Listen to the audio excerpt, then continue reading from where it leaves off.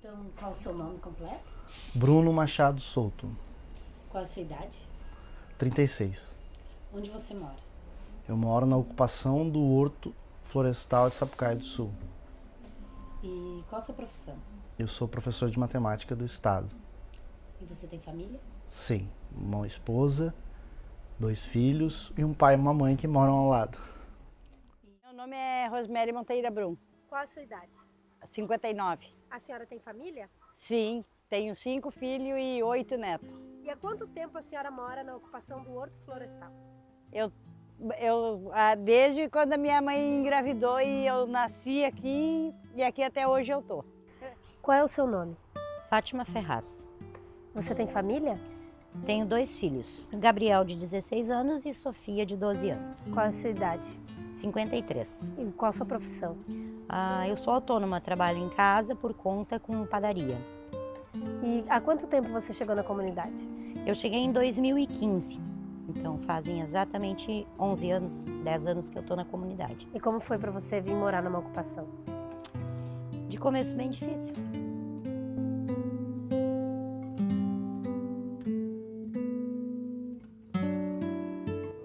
E aí quando eu casei eu fui para o aluguel e num determinado momento a gente teve a oportunidade de vir para cá, né? De comprar essa área que na verdade vendia-se só a casa, né? Não estava se vendendo o terreno porque se entendia que o terreno não era nosso, né? Não era da pessoa que morava aqui. Ela deixou claro que estava vendendo a casa e que o terreno era uma ocupação.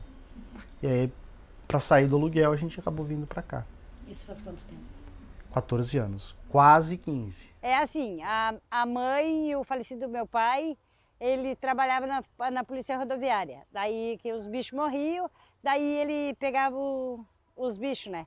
E daí depois ele faleceu, a minha mãe ainda continuou morando ali. Daí depois a gente, né? Daí eu me casei, fiquei morando perto do lado da minha sogra, que daí era a falecida Dona Nica, dos Brum. Daí eu queria ficar perto da minha mãe, que daí deu câncer nela, que daí era só ela, né? E daí a gente tinha que ajudar a cuidar dela, e daí eu vim para perto dela. E daí aonde que daí eu perdi meu falecido marido também, na faixa, né? Eu fiquei com meus 2 guri, um coitado tinha 2 e o outro tinha 4, quando ele faleceu. Daí eu ajudava a cuidar dela, sabe?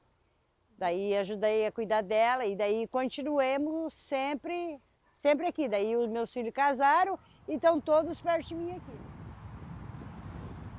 No começo, quando eu vim para cá em 2015, foi bem complicado. Eu morava em Canoas e meu pai morava comigo nessa época. Eu tinha um filho com 3 anos, hoje ele está com 15.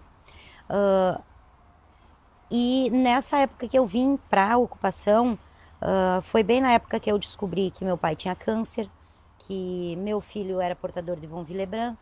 E aí começou a ficar a situação difícil onde eu estava e foi assim que eu vim parar numa ocupação, devido à necessidade financeira. Aí de lá para cá, no primeiro ano eu perdi meu pai, logo que eu vim para cá meu pai faleceu. E de lá para cá tem sido bem difícil a moradia aqui dentro por causa da questão do medo de uma hora para outra ser retirado. Eu tenho um envolvimento com a comissão de moradores, né, que trata da parte do processo, né, dessa briga judicial que existe, né, dessa tentativa de nos tirarem daqui. E também me envolvo, né, quando tem algum projeto social, a gente tenta trazer para dentro da comunidade, né, trazer para cá. Há 2 anos atrás a gente conseguiu realizar aqui dentro um cursinho preparatório, né, para as crianças daqui serem preparadas para o IFSU. Né. Esse ano a gente está tentando fazer uma segunda edição desse cursinho. E a ideia é que mostrar que a periferia também tem que estar lá dentro. Aliás, é a periferia que deve estar dentro do IFSU, né, dentro das escolas técnicas de qualidade. Eu comecei a minha transformação na minha vida através do IFSU, através de uma escola técnica de qualidade. Ali, para mim, é um divisor de águas. Dali para frente, eu comecei a me enxergar enquanto cidadão. Logo que eu vim para cá, eu não tinha um envolvimento com a comunidade, né? Logo, no início. O meu envolvimento com a comunidade é coisa de 4 a 5 anos para cá. Mas sempre observei a situação, por estar numa área que era irregular, né?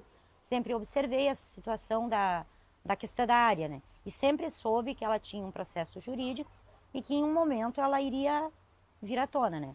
Mas o meu papel dentro da comunidade, não só o meu, como de mais pessoas dentro da comunidade, é buscar um entendimento com relação ao processo, com relação à nossa situação dentro da área, com relação ao nosso direito de moradia dentro da ocupação. Começa pela incerteza da moradia, porque está lá na Constituição que a gente tem direito à moradia e a gente não tem certeza da moradia. Porque tem uma briga judicial, tem interesse dos poderosos na área, né? E aí isso nos dá essa incerteza, já não nos garante a tranquilidade de que, bom, é aqui que eu moro e é aqui que eu vou morar para sempre, né? A gente fica sempre nessa incerteza. Tem a precariedade da água, né? Que é bem precário o acesso à água aqui, muitas famílias com gato, né? Com ligação irregular, porque a prefeitura não atende mais, né? Antigamente dava-se o termo de posse para a pessoa poder ligar a água e hoje não tem mais isso. Esgoto, ninguém aqui tem esgoto tratado, né? A maioria das pessoas é aquele sistema antigo e precário, aqui em casa é esse sistema precário, né? Que vai para o solo, que a gente sabe que não é o melhor, mas ainda é o que tem. E outras famílias é esgoto a céu aberto mesmo, assim, corre para o fundo da casa e é isso. O processo jurídico, infelizmente, em todos os sentidos, em todas as falas, em todos os momentos, diz que nós vamos ser reassentados para que se coloque um polo industrial aqui onde a gente mora. Isso é o que diz o processo, né? Isso tem grupo de trabalho já definido que nós vamos ser reassentados, no caso para a Gleba 10, que é atrás da José Joaquim, que também faz parte do processo da área, do processo jurídico. Porque tu não pode reassentar as pessoas, decidir pelas pessoas sem que elas façam parte da decisão, né? Então a gente vem nessa peleia desde 2019 ali, né? Tentando de diversas formas, a gente perde aqui, ganha lá e assim a gente tá indo, né? E uma das coisas que eu tenho dito, que para mim, assim, o Estado teve agora, em maio do ano passado, a gente está há 11 meses do que aconteceu, né? Que foi a maior catástrofe climática da história. E aqui dentro a gente não teve uma casa alagada. Então o Estado tem toda essa outra, essas outras pessoas que foram desabrigadas, que perderam suas casas ou que estão em área de risco para se preocupar. E aqui que não aconteceu nada, que era simplesmente dizer assim, ó, vamos organizar, vamos fazer a regularização fundiária, eles não têm interesse, eles querem mexer aqui. Nesse momento, é mais ainda, são mais 580 famílias para colocar na conta, né? Se eles têm todo um outro grupo de famílias, então nos deixa aqui tá bom para nós, a gente quer ficar aqui. Falta estrutura, mas a gente vai se adaptando, vai buscando o que precisa, lutando por aquilo que precisa e estamos aqui, estamos sobrevivendo, né?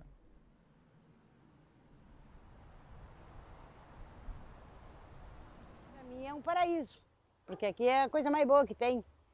Aqui não tem esse negócio de deixar casa, assaltar, sabe? Graças a Deus nunca aconteceu nada, né? Nem para meus filhos sair ali na estrada e ser assaltado, nunca aconteceu isso, sabe? Aqui é a comunidade, uns cuida dos outros. Não tem esse negócio de acontecer uma coisa para ti lá e a comunidade virar as costas. Aqui é um ajuda os outros aqui. Não tem esse negócio de virar as costas para ninguém. Aqui é muito bom, aqui os vizinhos são bons, não tenho reclamação de nada. Trabalho e continuo aqui. E aí eu digo, a minha nova casa vai ser o morro, quando eles me levar no caixão. A casa, quando a gente comprou, né, ela era uma estrutura, ela ainda é uma estrutura bastante antiga, precária, né, feita assim, é uma meia água que foi feita, depois a gente deu uma melhorada, mas ainda tem pontos a melhorar, né? Ela apresenta algumas rachaduras. Essa parte aqui que a gente tá foi uma parte que eu fiz, né, nos finais de semana, com a ajuda do cunhado, ajuda do irmão que vem quando dá, né? Essa aqui é uma parte que a gente mais nova, que a gente diria que ela é mista, né, madeira e concreto. E a parte de lá que daí é a parte antiga da casa que ainda precisa de reparos, de reforma, melhorias, aumentar o telhado, mas um passinho de cada vez, né? A gente até tem aquele receio, né? Faz, e se faz pode perder, então vai fazendo devagarinho. Ah, deu um problema aqui, resolve o problema. A gente ajuda bastante. A gente ajuda, né? Vai, um precisa, o outro vai. Aí agora meu sobrinho está terminando a dele lá, que é filho do meu irmão. O meu irmão mora ali, aí o meu irmão começou a casa e parou. Mas daí o guri casou, daí ele deu a casa pro meu sobrinho. E agora o meu sobrinho está terminando. Aqui é o meu trabalho, o meu ganha-pão, né? Na geladeira onde eu guardo uma mortadela, um queijo, uma linguiça, um presunto. Freezer onde eu abasteço, onde eu coloco uns salgados que eu faço. Salgados desse tipo, que é o que eu produzo, que é o que eu vendo. Pãozinho que é assado todo dia. O forno onde se assa o pão.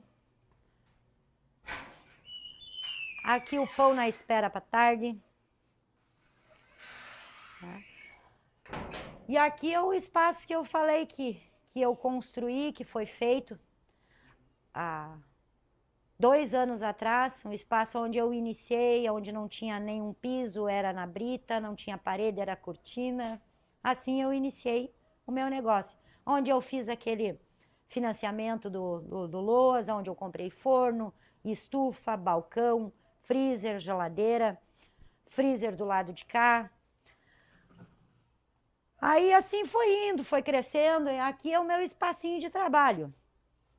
Ainda tenho ideia, tenho um sonho de fazer umas bancadas, organizar bem organizadinho, para poder trabalhar bem, mas é aqui que eu me viro, é aqui que eu sustento meus filhos, é aqui que eu ganho meu ganha-pão, dentro da comunidade onde eu moro, da comunidade que eu quero continuar fazendo parte e da comunidade que eu quero e gostaria que ficasse como está. A ideia é que essa zona aqui, essa região que a gente está aqui, nas margens da BR, seja usada para empreendimento imobiliário, né? Ainda é citado que é uma região de alto valor financeiro. 2017, que eles... Isso aqui parecia parecia cena de filme do Rio de Janeiro, aqueles filmes de tropa de elite, assim. Era caminhão do exército, carro da polícia, tropa de choque, ambulância. Tu acordava de manhã, era o cara com fuzil no portão. Foi quando eles desapropriaram algumas famílias daqui, né? Então foi bem traumática aquela experiência para aquelas famílias que foram tiradas, né? E para nós que acordamos ali, porque todo mundo aqui é vizinho, todo mundo faz parte da mesma... Nós moramos na mesma ocupação, todo mundo aqui ocupa um espaço, né? E fica aquele medo, né? Tu acordar de manhã e ter um fuzil, ter tropa de choque, ter máquina retroescavadeira por cima das casas. Então, assim, é um processo que se arrasta há bastante tempo, né? As famílias moram aqui desde 60, 70, né? E aí esse processo se arrasta, mas em 19 ele toma um corpo que a gente viu que ia ser rápido porque entrou o interesse financeiro, né? Ah, vamos fazer empresas aqui, empreendimentos imobiliários para custear todo um projeto maior que eles têm. E o que preocupa é, se caso algo acontecer, para onde a gente vai? O que a gente vai fazer? Por mais que se fale num reassentamento. Reassentamento de que maneira? De que forma? Isso são dúvidas que a comunidade tem, entende? Reassentamento para onde? Ok, o processo já diz, para Gleba 11, atrás da José Joaquim, mas de que forma? De que maneira? Reassentado em casa, reassentado em apartamento, ninguém sabe, porque isso aí o processo não diz. Ele só define que nós vamos ser reassentados para trás da José Joaquim, na Gleba 11. mas de que forma não. Então fica difícil uma comunidade que nem eu falei que tem meio século. Então a pessoa já construiu aqui, são pessoas de idade, a pessoa tem a sua galinha, tem o seu cachorro, tem o seu fogão a lenha, tem a sua vida, uma vida rural. Como é que vai colocar tudo para dentro de um apartamento ou dentro de uma casa de um quarto? Nós temos quem nos acompanha, nós tínhamos um outro advogado há um tempo atrás, mas acabou não fluindo a relação, né? A gente achou mais prudente pegar um advogado especialista em regularização fundiária. Então quem nos atende é o Dr. Cristiano Miller. É ele que acompanha o processo para a gente. E aí nós visitamos especificamente a comunidade do Horto Florestal, onde a gente conheceu aquela realidade ali. Então tinha uma realidade de um acordo judicial feito à revelia das famílias que não tiveram espaço, não tiveram assento em nenhuma mesa, não foram ouvidas, e essas famílias, nesse acordo, previam que iam ser reassentadas forçosamente, para na área que elas estão, a Gleba 9, que é a comunidade do Horto Florestal, ali ser realizado um empreendimento econômico, que garantiria o seu próprio reassentamento como contrapartida. Ocorre que, na visita que se fez, as famílias deram conta para nós de que já estão na área há mais de 60 anos. Essa área do Horto Florestal foi ocupada, inclusive, por trabalhadores do próprio zoológico, da Fundação Zoobotânica, que não tinha onde ou pagar o salário ou colocar os trabalhadores, e indicava, não, tu pode fazer a tua casa do outro lado da faixa. Esse processo diz assim, ó, as glebas 9 e 14, que somos nós, deverão ser destinadas ao aproveitamento econômico de eventual empreendedor, respeitando o parâmetro a serem definido pelo grupo de trabalho criado neste acordo, a fim de dar sustentabilidade econômica ao projeto. Essa sustentabilidade econômica ao projeto se refere, inclusive, a vender a área onde eu moro para botar a grade no presídio. Isso, o processo diz. Que a área que eu moro, pelo grupo de trabalho, a área que eu moro vai ser vendida para empresas, vão me reassentar, vão me tirar daqui, vão me botar atrás da José Joaquim para custear o processo. E esse custear o processo significa, inclusive, botar grade no presídio, cercamento no presídio e asfalto na rua que leva para o presídio. Isso diz o processo. Para elas, a cidade não deu espaço. Para elas, a cidade não deu política. Para elas, a cidade expulsou elas. E as pessoas vão para onde? Vão para essas áreas de risco, como a gente mencionou, áreas inundáveis, áreas que não chegou ainda à cidade, né? E que depois, veja como é contraditório. Depois que as comunidades se instalaram lá e, através de muita luta e mobilização, levaram energia elétrica, levaram acesso à água, levaram transporte, mobilidade, aí começa a chegar a cidade e depois expulsa de novo. Por quê? Porque essas pessoas estão informais, segundo a cidade fala, e a legislação. Então, não tem matrícula. E aí, passa uma linha de alta tensão lá e diz, não, agora vocês não podem ficar mais aqui, mas vocês têm matrícula? Se vocês não têm matrícula, a gente dá um dinheiro qualquer para vocês, a gente avalia aqui as benfeitorias, 15 mil pela tua casa. Tua casa que tu construiu e morou durante 30 anos. Construiu uma geração ali. Colocou os filhos no colégio, que não tinha, tu trouxe. Colocou as crianças no posto de saúde, que tu levou através da tua mobilização. Pega o ônibus para ir para a cidade, que tu levou o ônibus. Entende? Então é um processo assim muito, muito triste, lamentável e assim perverso que essas pessoas sofrem cotidianamente. Que é o caso também do Horto. Eles estão numa área agora que está valorizada, né? E que ali vai ser um empreendimento econômico que nem está no acordo. O acordo ele é muito sincero, né? Poderia não dizer que tem um empreendimento, mas ele é muito sincero. Ele diz, não, ali agora é um empreendimento econômico, não é mais para as famílias. Elas vão ser reassentadas nos prédios em contrapartida. Onde está previsto isso? A regularização fundiária, ela dá a estrutura fundiária para a cidade. O que é isso? São os terrenos, as áreas, os lotes que as pessoas precisam para morar. Então, no momento que a gente precisa regularizar a estrutura fundiária, a gente está falando que a gente precisa regularizar os lotes das cidades que não têm esse sistema ativo, né? Eles são como se fossem fantasmas dentro das prefeituras e nesse caso, se não estão regulares, não pagam impostos. E se não pagam impostos, a prefeitura se isenta ou se exime também da responsabilidade de levar equipamentos públicos, serviços urbanos e tudo que as pessoas precisam para viver. A operação urbana consorciada é um instrumento urbanístico, é uma ferramenta que os municípios passam a ter a partir do Estatuto da Cidade, em 2001.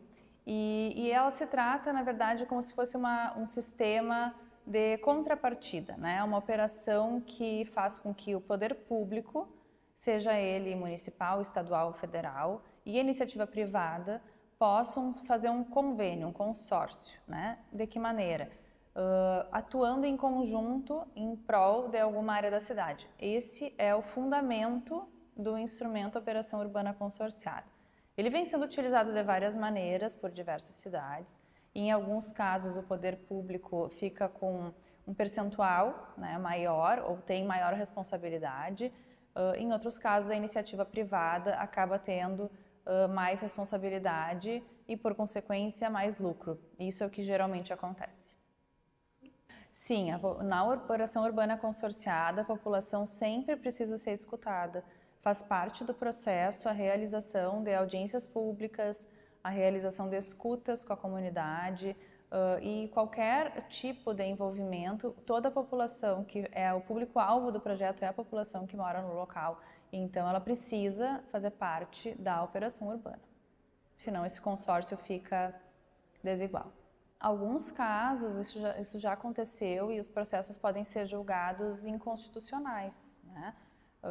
Inclusive já tiveram até prefeitos que sofreram processos de improbidade administrativa, né, por serem os entes envolvidos, nesse caso o poder público municipal, justamente por ferirem o processo, né, que legalmente está instituído por lei federal. Então, isso precisa ser retomado, né, no caso do município que está aplicando essa lei, né, e como ele está aplicando a legislação urbanística a nível federal. Que no caso o município precisa aplicar essa legislação, o estado que for aplicar essa legislação, ele não pode ser mais permissivo do que a lei federal. Então, se a lei federal diz que precisa ter a participação popular, o município não pode dizer que não terá participação popular. É uma área pública estadual e veja, a ação que o Ministério Público ajuizou é justamente no sentido de que o governo do estado ia vender, ia fazer um leilão do zoológico. Qual era a ideia do Ministério Público, que foi muito boa? Entrar com uma ação civil pública e dizer, olha, como é que tu vai vender um patrimônio, né? E por um terceiro, assim, se tem área ali, inclusive, que eles falam que é de proteção ambiental, área pública, e gente morando. Qual foi o problema do acordo? Que não ouviu as famílias que estavam no horto, né? Que disse que para aquelas famílias ia ter um reassentamento porque ali é interessante para o empreendimento econômico. Esse foi o problema. Tem áreas, inclusive, que o acordo prevê que vai ter regularização fundiária. Poderia também estar previsto para o horto regularização fundiária, mas não é o caso para essa comunidade. E quando a gente faz regularização fundiária, a gente faz regularização de áreas consolidadas. O que define a consolidação de uma comunidade, de uma área? O tempo de posse, como tu usa essa área, a moradia, o comércio, a moradia mista, os serviços públicos que tem, as intervenções públicas que tem, e o horto, ele tem tudo isso. Ele passa lá agente de saúde, tem serviço de correio, tem serviço de internet, tem escola estadual, como vocês falaram, as famílias ali se articulam e elas conseguem viver de uma forma com que garantam a sustentabilidade, ou seja, tem ali também um protagonismo comunitário muito forte. Tem uma comissão de moradores, eles fazem brechó, eles fazem arrecadação de alimentos, quando na pandemia também eles se organizaram nesse sentido. Eles têm grupo de WhatsApp e eles se comunicam constantemente pelo grupo de WhatsApp. Então ali tem uma luta comunitária e isso faz com que essa força toda deles, ao longo do tempo, consolidem a ocupação. E isso para a regularização fundiária é importantíssimo, porque tu vai regularizar essas áreas que estão consolidadas. E a consolidação vem no tempo, vem no uso, vem conforme o poder público vê aquela área, e sempre teve serviço público ali, né? Então, o que aconteceu efetivamente foi que, num dado momento, se vocês verem a BR-116, é empreendimento econômico em toda a faixa da BR, e para ali no Horto. Então aquela área começou a ficar interessante, né? E se imaginou fazer um empreendimento econômico em contrapartida do reassentamento das famílias.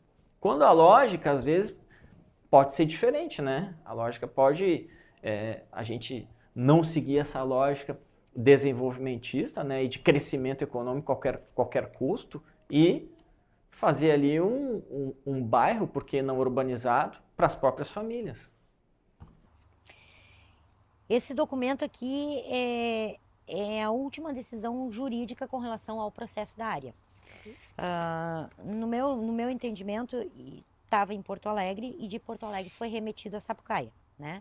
O nosso processo estava sendo julgado em Porto Alegre, e de Porto Alegre voltou para a comarca de origem, que era a Sapucaia do Sul, né? Aí Sapucaia do Sul disse, opa, não, tem coisa errada aqui.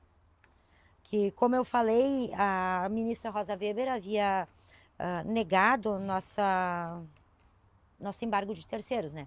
Alegando que o nosso direito à moradia não estava violado.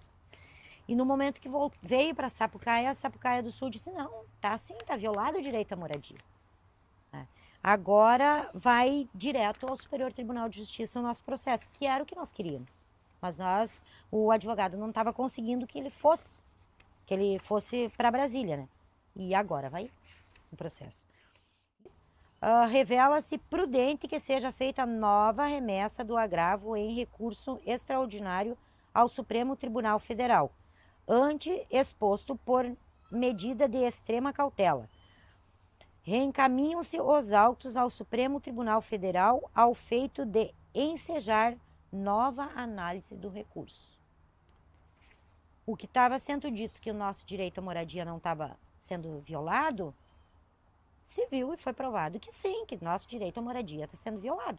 Como que o meu direito à moradia não está sendo violado, sendo que eu moro aqui e eu vou ter que sair daqui para outro lugar? Meu direito à moradia está sendo violado.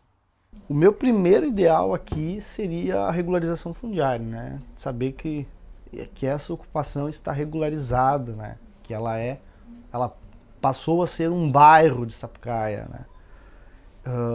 E aí depois a gente vai fazer outras lutas, né? Saneamento básico, calçamento, quadra, daqui a pouco uma quadra de areia, né? Tem espaço para isso embaixo das torres ali, uma pracinha, sei lá, daqui a pouco um posto de saúde aqui dentro, né? A gente é atendido pelo posto aqui da Coab Casa, mas um posto de saúde. Então, o sonho ideal, ele é muito grande, né?